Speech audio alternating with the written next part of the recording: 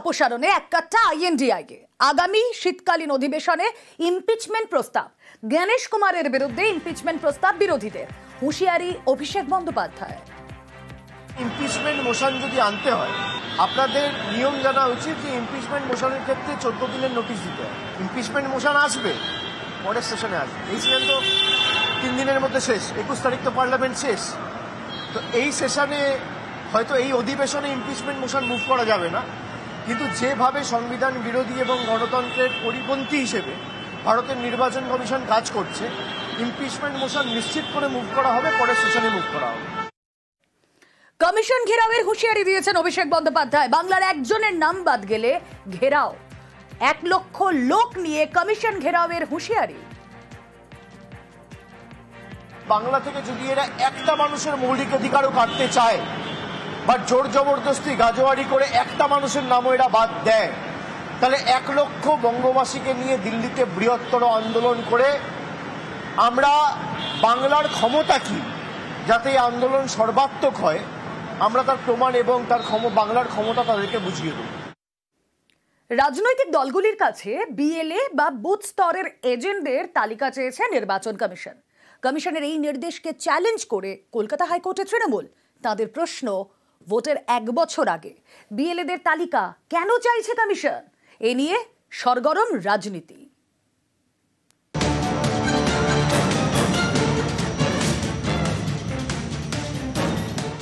নির্বাচন কমিশনের বিরুদ্ধে আদালতে রাজ্যের শাসক দল তৃণমূল। সংঘাতের কেন্দ্রে বিএলএ, বুথ লেভেল এজেন্ট। আগামী বছর পশ্চিমবঙ্গে বিধানসভা নির্বাচন, তার আগে এ রাজ্যে এসআইআর বা ভোটার তালিকার বিশেষ নিবিড় সংশোধন করার প্রস্তুতি নিচ্ছে নির্বাচন কমিশন। সম্প্রতি মুখ্য নির্বাচনী আধিকারিকের দপ্তর থেকে চিঠি যায় রাজ্যের রাজনৈতিক দলগুলির কাছে। চিঠিতে মুখ্য নির্বাচনী আধিকারিক মনোজ আগরওয়াল লেখেন, প্রতিটি বিধানসভা কেন্দ্রে বুথ স্তরের এজেন্ট অর্থাৎ বিএলএ নিয়োগ করতে হবে রাজনৈতিক দলগুলিকে। এজেন্টদের নামের তালিকা জানাতে হবে নির্বাচন কমিশনকে। এই নির্দেশ চ্যালেঞ্জ করে কলকাতা হাইকোর্টে মামলা করলেন তৃণমূলের প্রাক্তন রাজ্যসভার সাংসদ শুভাশিস চক্রবর্তী। মামলাকারীর প্রশ্ন, ভোটের 1 বছর আগে কেন বুথ স্তরের এজেন্টদের নাম প্রকাশ করা হবে? সাধারণত ভোটের 7 দিন আগে বিএলএদের নাম চাওয়া হয়। জনপ্রতিনিধি আইনের বাইরে গিয়ে এই কাজ করা হচ্ছে। এদিন শুনানির শুরুতে বিচারপতি অমৃতা সিনহা বলেন, এটা তো শুধু তৃণমূলের বিষয় নয়, এই নির্দেশ তো সব রাজনৈতিক দলের ক্ষেত্রেই প্রযোজ্য। জবাবে মামলাকারীর আইনজীবী অর্ক নাগ বলেন, বাকিরা হয়তো মেনে নিয়েছে, তৃণমূল তাদের সমস্যার কথা জানাচ্ছে। এখন ইলেকশন কমিশনের তো ক্রেডিবিলিটি শূন্য হয়ে গেছে, বিজেপির প্রতিনিধি প্রতিভূ হিসেবে কাজ করছে। তা ইলেকশন কমিশনকে একটা লিস্ট দেওয়া মানে তো সেটা আলটিমেটলি বিজেপির হাতে চলে যাওয়া। নির্বাচন কমিশনের অধিকার নেই, তার কারণ নির্বাচন কমিশন নিরপেক্ষ নয়। যদি এখন নিয়োগ করা হয় তাহলে নামটা প্রকাশিত হবে, নামটা প্রকাশিত হলে তারা অসুবিধায় পড়তে পারে। সাধারণভাবে ভোটার লিস্টের কাজ হলেও বুথ লেভেল অফিসার তাদের নিয়োজিত হয়, এর মধ্যে নতুনত্ব কিছু নেই। বরং তৃণমূল কংগ্রেস অন্য দলের বিএলএ কে জানলে তার উপরে চাপ সৃষ্টি করে, খুব ভয় পাচ্ছে কিছু তৃণমূল। রিভিশন করতে হবে, মৃত মানুষের নাম যে বাদ দিতে হবে, এগুলো তো স্বাভাবিক প্রক্রিয়া, এবং সেটা করতে গেলেও তো বিএলএ লাগে। তৃণমূল কংগ্রেস আমাদের রাজ্যে তার সরকার এবং দল হিসেবে তো মামলা করতে করতে মামলা বাজে পরিণত হয়েছে। বিএলএ তার তথ্য নির্বাচন কমিশনের ব্যাপার। নির্বাচন কমিশনকে তৃণমূল কংগ্রেসের থেকে বেশি মানুষ ভরসা করে বলেই আমি জানি। নিউজ 18 বাংলা।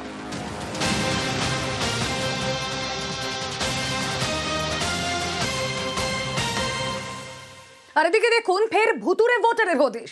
ইসলামপুরে 80 জনের বেশি ভুতুরে ভোটার। 17 নম্বর ওয়ার্ডে একাধিক ভুতুরে ভোটারের হদিশ। ভিন রাজ্যে চলে গিয়েছেন অন্তত 80 জন ভোটার। বিএলওকে তথ্য দিয়েও তালিকায় ভূতের অভিযোগ।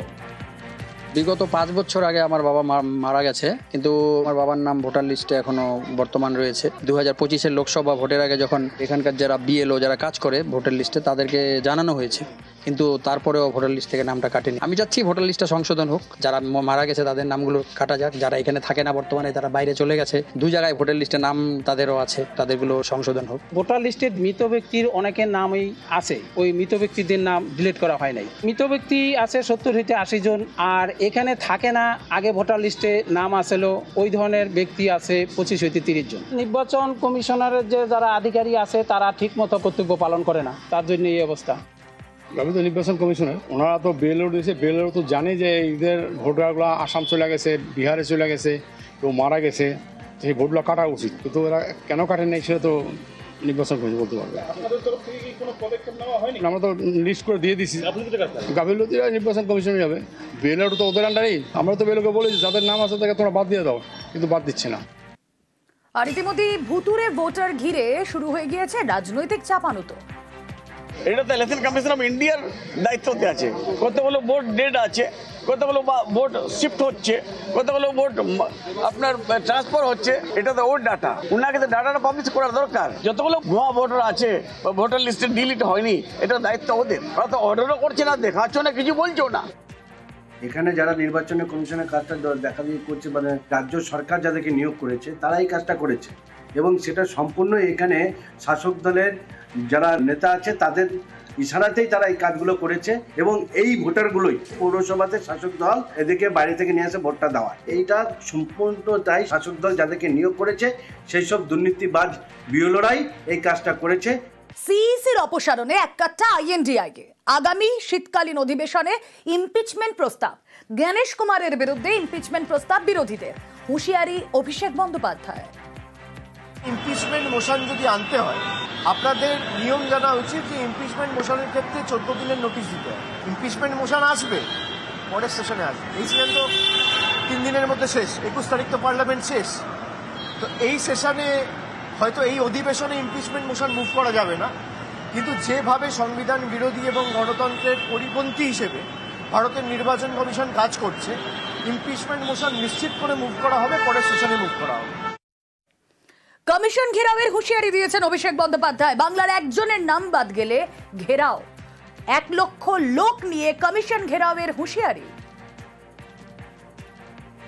বাংলা থেকে যদি এরা একটা মানুষের মৌলিক অধিকারও কাটতে চায় বা জোর জবরদস্তি গাজোয়ারি করে একটা মানুষের নামও এরা বাদ দেয়, তাহলে 1 লক্ষ বঙ্গবাসীকে নিয়ে দিল্লিতে বৃহত্তর আন্দোলন করে আমরা বাংলার ক্ষমতা কি, যাতে এই আন্দোলন সর্বাত্মক হয়, আমরা তার প্রমাণ এবং তার বাংলার ক্ষমতা তাদেরকে বুঝিয়ে দেব। রাজনৈতিক দলগুলির কাছে বিএলএ বা বুথ স্তরের এজেন্টদের তালিকা চেয়েছে নির্বাচন কমিশন। কমিশনের এই নির্দেশকে চ্যালেঞ্জ করে কলকাতা হাইকোর্টে তৃণমূল। তাদের প্রশ্ন, ভোটের 1 বছর আগে বিএলএদের তালিকা কেন চাইছে কমিশন? এ নিয়ে সরগরম রাজনীতি।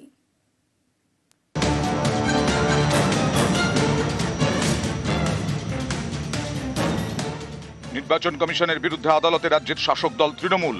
সংঘাতের কেন্দ্রে বিএলএ, বুথ লেভেল এজেন্ট। আগামী বছর পশ্চিমবঙ্গে বিধানসভা নির্বাচন, তার আগে এ রাজ্যে এসআইআর বা ভোটার তালিকার বিশেষ নিবিড় সংশোধন করার প্রস্তুতি নিচ্ছে নির্বাচন কমিশন। সম্প্রতি মুখ্য নির্বাচনী আধিকারিকের দপ্তর থেকে চিঠি যায় রাজ্যের রাজনৈতিক দলগুলির কাছে।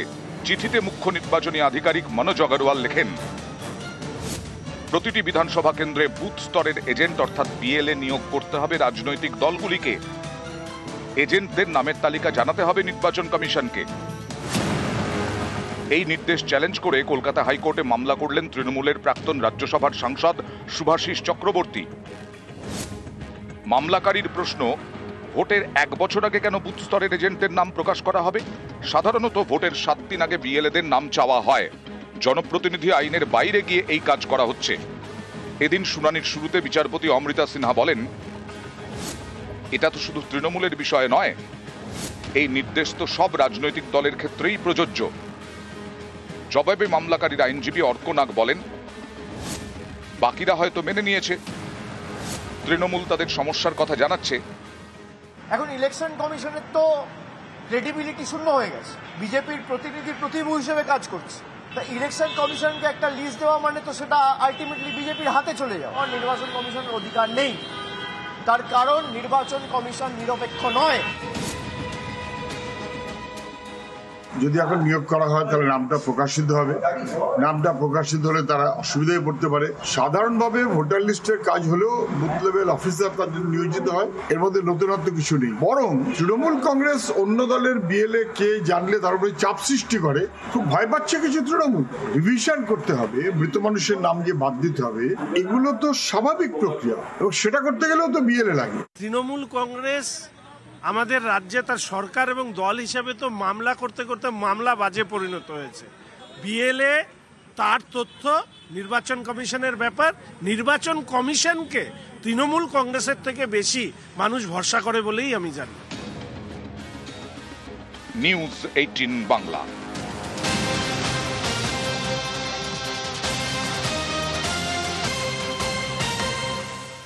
আর এদিকে দেখুন ফের ভুতুরে ভোটারের হদিশ। ইসলামপুরে 80 জনের বেশি ভুতুরে ভোটার। 17 নম্বর ওয়ার্ডে একাধিক ভুতুরে ভোটারের হদিশ। ভিন রাজ্যে চলে গিয়েছেন অন্তত 80 জন ভোটার। বিএলওকে তথ্য দিয়েও তালিকায় ভূতের অভিযোগ।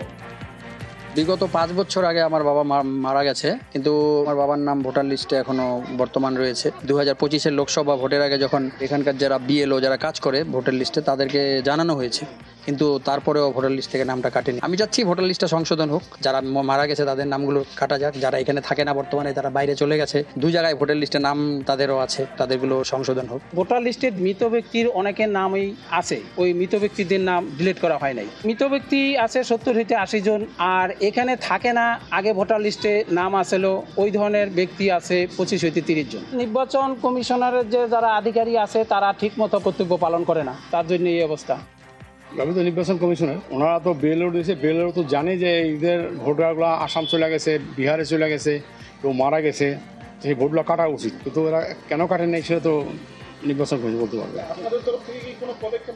আমরা তো লিস্ট করে দিয়ে দিচ্ছি, গাফিলতিরা নির্বাচন কমিশনে যাবে, বেলও তো ওদের আন্ডারেই। আমরা তো বেলকে বলেছি যাদের নাম আছে তাকে তোমরা বাদ দিয়ে দাও, কিন্তু বাদ দিচ্ছে না।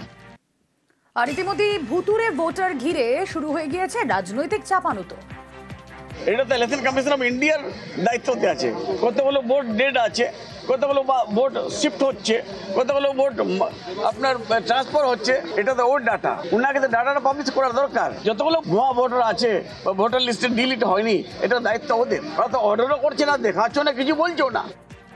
এখানে যারা নির্বাচন কমিশনের কাজটা দেখা দিয়ে করছে, মানে রাজ্য সরকার যাদেরকে নিয়োগ করেছে তারা এই কাজটা করেছে, এবং সেটা সম্পূর্ণ এখানে শাসক দলের যারা নেতা আছে তাদের ইশারাতেই তারা এই কাজগুলো করেছে, এবং এই ভোটারগুলোই পৌরসভাতে শাসক দল এদেরকে বাইরে থেকে নিয়ে আসে ভোটটা দেওয়া। এইটা সম্পূর্ণটাই শাসক দল যাদেরকে নিয়োগ করেছে সেই সব দুর্নীতিবাজ বিএলওরাই এই কাজটা করেছে,